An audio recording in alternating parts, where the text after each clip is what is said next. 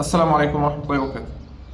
أكبر مشكلة ممكن تقابلك وأنت بتشتري موتوسيكل سواء جديد أو قديم، للأسف لو تاجر ما عندوش ضمير وادالك الموتوسيكل من غير ورق. خلي بالك. إزاي ده حصل؟ شوف يا سيدي، الأسبوع اللي فات لقيت أخ محترم بيتصل بيا على الواتس بتقول لي الحقني. أعمل إيه؟ في إيه يا مولانا؟ أنا قلت مثلا فايق موتور مش عارف إيه الكلام ده. بقول لي اشتريت موتوسيكل من معرض ومعاه ورق وفواتير وكذا ورقه، مش ورقه واحده، وختام وكل حاجه تمام. قلت له طب ايه المشكله؟ قال لي رحت اكشف على الورق لقيت الورق مش مظبوط.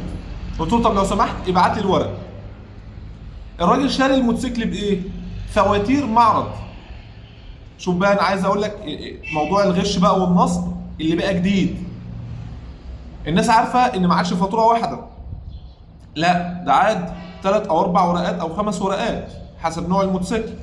قال لك بس نعمل دفتر ونجيب أي كلام يتقال كده كمبيوتر أو من غير كمبيوتر وختم معرض كويس شياكة، ونعمل أختام، وتم البيع من فلان الفلاني لفلان الفلاني، ورقم البطايق هنا وهنا والإمضة والبصمة وكل حاجة.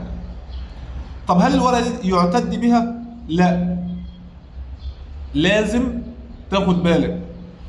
الورق اللي يعتد بيه في بيع وشراء الموتوسيكلات اما الفاتوره بتاعه الموتوسيكل، الفاتوره الكمبيوتر اللي طالعه باسم الشركه وختم الشركه وختم النسر، الاختام بتاع الشركه كلها وامضه المدير، تمام؟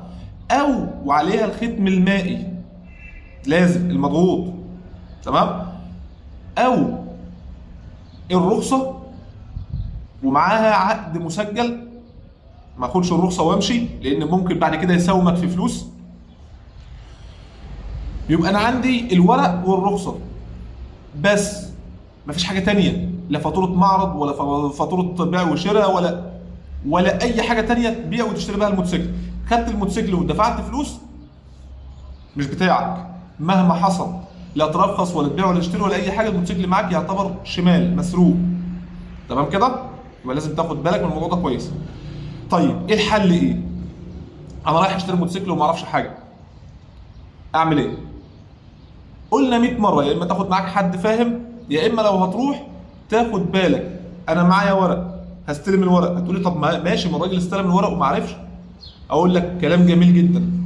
هتاخد الورق وتبقي فلوس، او تاخد الراجل اللي معاك وتروح اقرب معرض معتمد تاني، لان المعارض بتاع البيع وشراء الموتوسيكلات غير معارض الموتوسيكلات الجديده المعتمده للشركه دي.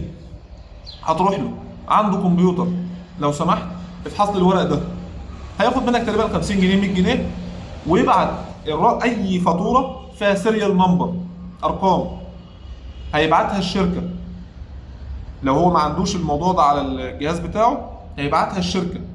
هيعرف الموتوسيكل ده طالع من هناك بالرقم ده والورق ده ولا لا، ولا الورق ده مضروب، لان الورق ممكن يكون مضروب اصلا، يكون ورق متعدل فيه مش بتاع الموتوسيكل الكلام ده.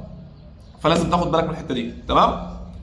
يبقى هاخد الفاتوره، لازم اكشف عليها، لازم اطابق الارقام، رقم الموتور ورقم الشاسيه. حصلت قبل كده اشترى الموتوسيكل لا رقم الموتور زي ما هو ورقم الشاسيه مش هو، لا في حروف متبدله، ارقام متبدله.